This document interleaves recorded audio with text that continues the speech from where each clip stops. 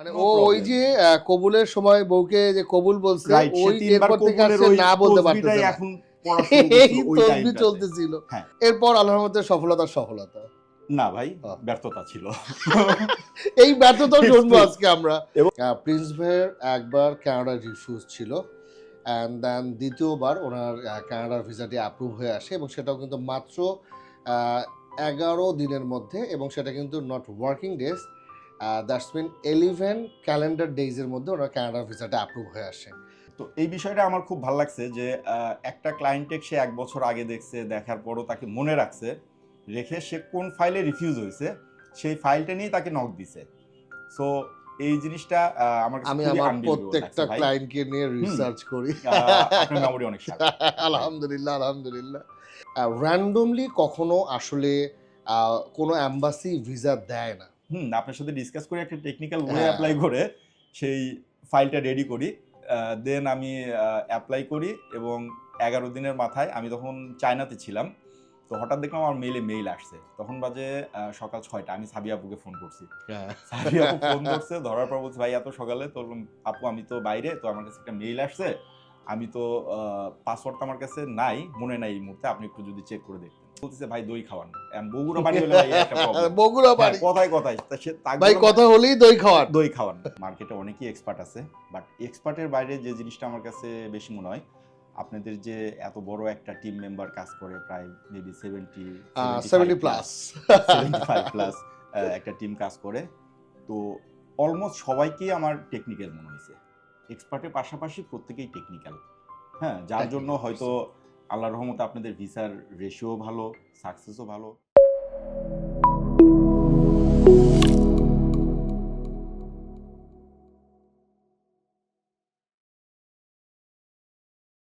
আসসালামু আলাইকুম। আমি টিভিডি হলিডেজ থেকে কাজী ইদার আপনাদের সাথে আছি এবং আমার সাথে আছে গিয়ে আমার ফ্রেন্ড বলবো বা বন্ধু বলবো বা ভাই বলবো জানি না, তবে আমার খুব ক্লোজ একজন প্রিন্স ভাই। প্রিন্স ভাই কেমন আছেন? এই তো ভাই আছি আলহামদুলিল্লাহ, কেমন আছেন? ভালো আছি আলহামদুলিল্লাহ। আমরা মূলত প্রিন্স ভাইয়ের কাছে যে বিষয়টা নিয়ে আজকে জানতে চাইবো সেটা হচ্ছে গিয়ে প্রিন্স ভাইয়ের একবার কানাডা রিফিউজ ছিল অ্যান্ড দেন দ্বিতীয়বার ওনার কানাডার ভিসাটি অ্যাপ্রুভ হয়ে আসে এবং সেটাও কিন্তু মাত্র 11 দিনের মধ্যে এবং সেটা কিন্তু not working days, that's mean 11 calendar ডেজের মধ্যে ওনার কানাডার ভিসাটা অ্যাপ্রুভ হয়ে আসে। সো এই বিষয়গুলি আমরা প্রিন্স ভাইয়ের কাছে জানতে চাইবো। থ্যাংক ইউ ভাই। আসসালামু আলাইকুম। তো দিদার ভাইয়ের সাথে আমার প্রথম পরিচয় একটা আসলে ভিডিওর মাধ্যমে। আমি একটা দিদার ভাইয়ের ভিডিও দেখি।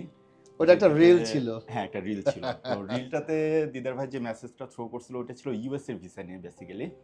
তো ইউএস এর ভিসায় সবাই আমাকে যেটা বলে যে B1 B2 এটা হচ্ছে গিয়ে আপনার ট্যুরিস্ট ভিসা। তো ওই রিলটাতে দিদার ভাই প্রথম আমি শুনছি যে কিনা বলতেছিল যে B1 টা হচ্ছে গিয়ে বিজনেস ভিসা এবং B2 টা হচ্ছে গিয়া ট্যুরিস্ট ভিসা। ট্যুরিজম তো তখন And আমার কাছে মনে medical. হয়েছে যে হ্যাঁ, দিদার ভাই অন্যদের থেকে কিছুটা আলাদা এবং আমার কাছে তাকে এক্সপার্ট মনে হয়েছে, যার জন্যই দিদার ভাইয়ের কাছে আসা। ওইখান থেকেই আমাদের কিন্তু আসলে ওখান পথ থেকে চলা আপনার সাথে শুরু। পরিচয়। এরপর আল্লাহর রহমতে সফলতা। না ভাই, আহ। ব্যর্থতা ছিল। এই ব্যর্থতাও শুনবো আজকে আমরা। এবং সেই ব্যর্থতাটা আপনার টিমের একজন নতুন বিবাহিত ব্যক্তির কারণে। এটা কি দোষ? এটা আমি মনে করি দোষ। এবং দর্শকদের উদ্দেশ্য আমার যে কথা, যে সাজেশন, যে এই অফিসের যদি কেউ নিউলি ম্যারিড কাপল হয়ে থাকে তাইলে প্লিজ তাকে কিছুদিনের জন্য যে বিষয়গুলো খুব টেকনিক্যাল সেখান থেকে একটু অ্যাভয়েড করার ট্রাই করবেন। আমার ক্ষেত্রে যেটা হয়েছিল, অনিক ভাই যেটা করছিল, তখন অনিক ভাই একদম নিউলি ম্যারিড কাপল ছিল একদম এবং নতুন। তার কাছে আমি যে ফাইল নিয়ে যা কথা বলছি সে শুধু একটা কথাই বলছে, ইয়েস। ওকে ভাই নো প্রবলেম। মানে ও ওই যে কবুলের সময় বউকে যে কবুল বলছে রাইট, সে ওই ৩ বার এরপর থেকে আর কবুলের সে ওই না বলতে তসবিহটাই পারতেছে না। এখন পড়া শুরু এই করছিল ওই তসবিহ টাইমটাতে। চলতেছিল। হ্যাঁ, এন্ড দেন তারপর সেকেন্ড টাইম যেটা হলো, এটা আমার এই জন্য আপনাকে বেসিক্যালি আমার খুব ভালো লাগছে। আমি কোনো একটা কাজে, আমার কাজটা মনে পড়তেছে না, আমি আপনার অফিসে গিয়েছিলাম। তো গিয়ে আপনাকে সেই কাজের কথা শেষ হওয়ার পর হঠাৎ আপনি আমাকে ডাক দিয়ে বললেন, "ভাই আপনি এর আগে কানাডায় রিফিউজ হয়েছিলেন না?" তো আমি বললাম যে হ্যাঁ। তো বললো যে আপনার ফাইলটা ইমিডিয়েট। তখন ছিল সম্ভবত 7 তারিখ। তবে আমি আপনাকে কিন্তু সময় দিই 7 তারিখ। আপনি বলছিলেন 25 তারিখের ভিতরে আমাকে মানে আমার এই মাসে আপনার ফাইলটা লাগবে, ইমিডিয়েট আমাকে ফাইলটা রেডি করে দিতে হবে। তো এইটা দিলে আপনার ভিসা আলহামদুলিল্লাহ আশা করি হবে, কারণ এখন একটা ফ্লো চলছে। Flow exactly. হ্যাঁ। আমি কিন্তু প্রিন্স ভাই যেমন আমাদের ভিডিওতে যারা দেখতেছেন আমি সবাইকে একটা কথা বলি যে দেখেন র্যান্ডমলি কখনো আসলে কোনো অ্যাম্বাসি ভিসা দেয় না এবং এটা পসিবলও না যে 12 মাস জুড়ে শুধু ভিসা দিচ্ছে। এটা একটা নির্দিষ্ট একটা মানে পিরিয়ড থাকে বা একটা ফ্লো থাকে। আর আমি সবসময় যেটা বলি যে সবাইকেই আসলে একটু টেকনিক্যাল হওয়া উচিত। কখন কোনটা একটু ফ্লো ভালো আছে, যেমন এখন হচ্ছে আমেরিকার ভিসা রেশিও খুব ভালো। এরপর হচ্ছে যাদের আমেরিকা হচ্ছে ক্যান প্লাসে অল্প সময়ের মধ্যে দেখা যায় সর্বোচ্চ 10 কি 12 দিনের মধ্যে আপনার কানাডার ভিসাও দিয়ে দিচ্ছে ক্যান প্লাস প্রোগ্রামে। সো এই বিষয়গুলি আসলে টেকনিক্যাল ইস্যু। এই বিষয়গুলিতে যদি আপনি আপডেট থাকেন সেক্ষেত্রে আপনার গেইন একটু বেশি হওয়ারই সম্ভাবনা। আর লস হওয়ার সম্ভাবনাটা খুব কমই থাকবে বিকজ সারা পৃথিবী কিন্তু একটা টেকনিক্যাল মুভমেন্টই চলাফেরা করে। সো অনেস্টলি আমি তখন যখন আমি মানে প্রিন্স ভাই যখন অফিসে আসে আমি ওনাকে দেখে এই লোকের তো এর আগে কানাডা রিভিউজ। তো এই বিষয়টা আমার খুব ভালো লাগছে যে একটা ক্লায়েন্টেক সে 1 বছর আগে দেখছে, দেখার পরও তাকে মনে রাখছে, রেখে সে কোন ফাইলে রিফিউজ হয়েছে সেই ফাইলটা নিয়ে তাকে নক দিছে। সো এই জিনিসটা আমার কাছে আমি খুবই আমার আনবিলিভেবল প্রত্যেকটা লাগছে ভাই। ক্লায়েন্টকে নিয়ে রিসার্চ করি। আপনার মেমোরি অনেক শার্প। আলহামদুলিল্লাহ, আলহামদুলিল্লাহ।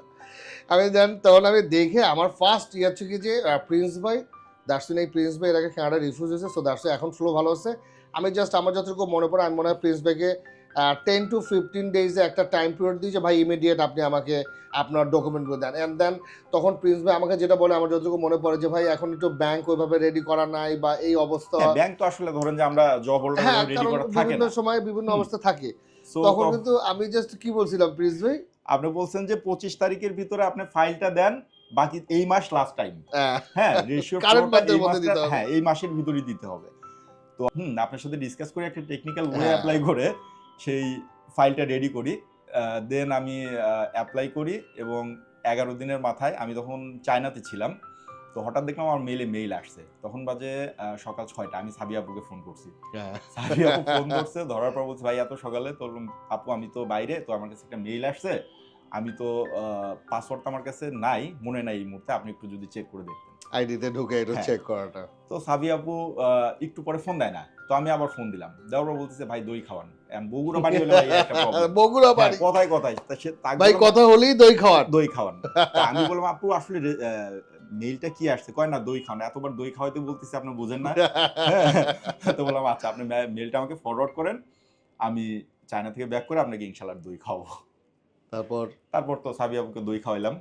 আমি প্রিন্স ভাইয়ের কাছে জানতে চাইবো টিভিডি হলিডেজ উনি টিভিডি হলিডেজকে নিয়ে ওনার ওপিনিয়ন। থ্যাংক ইউ ভাই। বিষয়টা হচ্ছে গিয়া আপনি সবসময় একটা জিনিস প্রচার করেন এক্সপার্ট। এক্সপার্ট তো অবশ্যই, মার্কেটে অনেকেই এক্সপার্ট আছে, বাট এক্সপার্টের বাইরে যে জিনিসটা আমার কাছে বেশি মনে হয়, আপনাদের যে এত বড় একটা টিম মেম্বার কাজ করে, প্রায় মেবি 70 প্লাস 75 প্লাস একটা টিম কাজ করে। তো অলমোস্ট সবাইকেই আমার টেকনিক্যাল মনে হয়েছে। এক্সপার্টের পাশাপাশি প্রত্যেকেই টেকনিক্যাল। হ্যাঁ, যার জন্য হয়তো আল্লাহর রহমতে আপনাদের ভিসার রেশিও ভালো, সাকসেসও ভালো। শুধু যে মালিক ভালো হইলে মানে ভিসার রেশিও ভালো হয় বিষয়টা তার না। হ্যাঁ, এমপ্লয়িদেরও ডেডিকেটেড থাকতে হয়। আমিও একজন এমপ্লয়ি। ডেডিকেশন থাকতে হবে। ইয়েস, এমপ্লয়িদের ডেডিকেশন থাকতে হবে, এইটা মাস্ট। হ্যাঁ, আমি কিন্তু আপনাদেরকে এই কথাটাই সবসময় বলি প্রিন্স ভাইয়ের মতোই যে এক্সপার্ট অফকোর্স আপনি এক্সপার্টের সাথে ডিল করবেন, অ্যান্ড দেন শুধু এক্সপার্ট হলেই হবে না, এক্সপার্টের সাথে টেকনিক্যাল কিছু ইস্যু আছে। লাইক ধরেন আমি অনেক এক্সপার্ট বা আমার অনেক এক্সপিরিয়েন্স অনেক কিছু, বাট আমি প্রেজেন্ট টাইম অ্যাম্বাসির সিচুয়েশন অথবা ভিসার রেশিও বা ফ্লো এটা সম্বন্ধে আমার ধারণা নাই। সো দ্যাটস মিন কিন্তু তাহলে কিন্তু আমি আসলে এক্সপার্টের থেকে যে টেকনিক্যাল ইস্যুগুলি আমি জেনারেট করবো সেটা কিন্তু আমি করতে পারছি না। সো দ্যাটস ওয়াই আমি যদি বলেন তাহলে আমি বলবো অবশ্যই প্রিন্স ভাইয়ের সাথে আমি সবসময় অ্যাগ্রি থাকি যে expert and then of course technical issue, yes. এটাই হয়তো বা সফলতার কারণ হয়। আর অনিক ভাই সম্পর্কে যাই বলি, সেও ডেডিকেটেড, সেও ভালো কাজ করে। জাস্ট আমি একটু ফান করে বললাম, কারণ দিদার ভাই খুবই মজার মানুষ।